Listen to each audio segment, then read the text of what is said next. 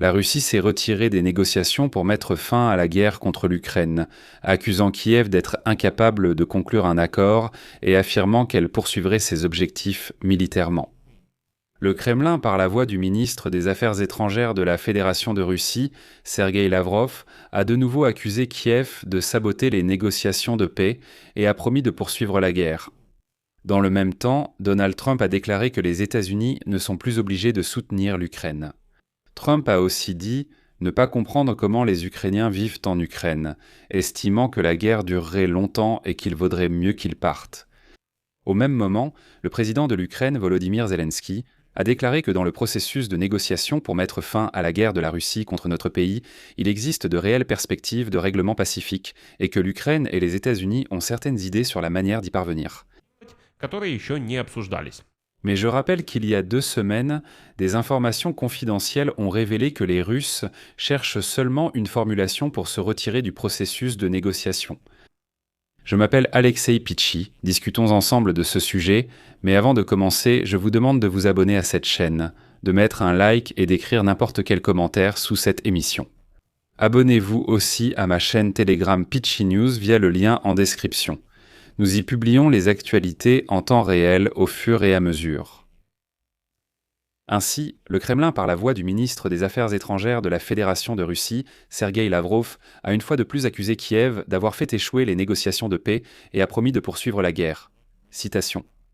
Ces accords pour un règlement diplomatique de la guerre en Ukraine, auxquels la Russie était attachée depuis 2022 jusqu'à cette année, sont précisément sabotés par la partie ukrainienne. Et donc, selon les mots du cheval parlant Sergueï Lavrov, ce n'est pas une insulte, c'est un constat de fait, la Russie n'a pas l'intention d'arrêter les actions militaires en raison de la prétendue non-préparation de l'Ukraine à la paix. Encore une citation. Le président Poutine a confirmé à plusieurs reprises que nous sommes clairement attachés à une solution par la négociation. Mais puisque le régime de Kiev n'est pas prêt à cela, nous atteindrons les objectifs de l'opération militaire spéciale sur le terrain, ce qui se passe actuellement. Contrairement aux Européens, les États-Unis d'Amérique avancent l'idée de reconnaître la réalité sur le terrain et de céder toute la région du Donbass à la Russie afin d'éliminer les causes profondes du conflit. Mais le plus important, ce qui a été exprimé par Lavrov, c'est l'affirmation selon laquelle il y aurait soi-disant un régime nazi en Ukraine, que l'Europe essaie de le préserver, et c'est pourquoi la Russie se retire des négociations. Le Kremlin n'est prêt à négocier sur l'Ukraine qu'avec les États-Unis, estimant qu'ils ne veulent pas préserver le régime nazi. C'est justement ce que cherche à obtenir Poutine d'ailleurs. Rappelez-vous, je l'ai dit depuis longtemps déjà avec l'arrivée au pouvoir de Donald Trump, dans toutes mes émissions, j'insistais sur l'idée que Poutine essaie d'obtenir une situation où, avec Trump, ils s'assoient ensemble et décident à deux du sort de l'Ukraine et discutent de l'architecture de sécurité de toute l'Europe sans la participation des Européens. C'est pourquoi le Kremlin refuse la participation des Européens aux négociations. Mais Trump estime que, comme il l'a dit récemment, Poutine ne craint que l'Amérique et n'a aucune peur des Européens, raison pour laquelle il refuse de leur parler. Non, l'idée est un peu différente. Il ne s'agit pas de peur, mais de convaincre Trump en tête-à-tête qu'il est le seul capable de décider du sort de l'Europe. Il y a aussi un autre objectif. Citation de Lavrov. Les Européens veulent absolument maintenir le régime nazi à Kiev, peu importe la portion de territoire qui restera à l'Ukraine, et ce régime continuera ses activités hostiles et anti-russes. Ils envisagent d'introduire des forces de stabilisation sur son territoire. En réalité, ce seront des troupes d'occupation qui représenteront une menace pour la Fédération de Russie. Donc de cette manière, Lavrov a également rejeté l'idée du maintien de la paix.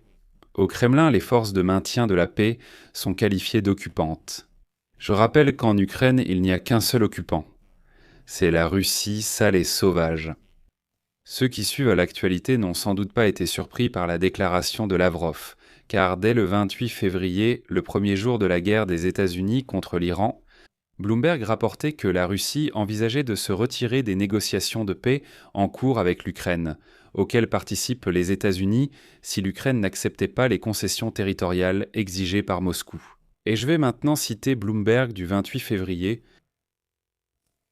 Selon des sources, les responsables russes sont de plus en plus enclins à penser qu'il n'y a aucun intérêt à poursuivre les négociations de paix sous l'égide des États-Unis avec l'Ukraine, si Kiev n'accepte pas de retirer ses troupes de la région de Donetsk. Cela reste la principale exigence de la Russie. Dans le même temps, il est affirmé que la Russie serait prête à signer un projet de mémorandum sur un accord de paix si l'Ukraine cède. Selon des sources de Bloomberg, la Russie serait prête à retirer ses troupes des parties occupées des régions de Soumy, Kharkiv et Dnipropetrovsk, et elle ne chercherait pas non plus à étendre son contrôle dans les régions de Kherson et de Zaporijia.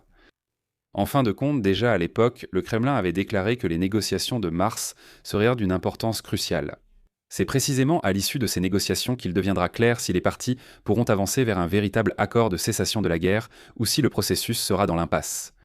D'un autre côté, à la même période, le chef du bureau du président ukrainien, Kirilo Boudanov, déclarait que les négociations, dont 3 séries ont eu lieu cette année, étaient arrivées à un moment critique. Les parties vont soit parvenir à un accord de paix, soit continuer à se battre en interrompant les négociations. Finalement, les négociations ont été mises en pause. Mais en plus des Russes, le président américain Donald Trump agit également de manière étrange. La veille, il a déclaré que Washington n'était pas obligé d'aider l'Ukraine. Selon lui, Joe Biden a aidé l'Ukraine parce qu'on a été trompé.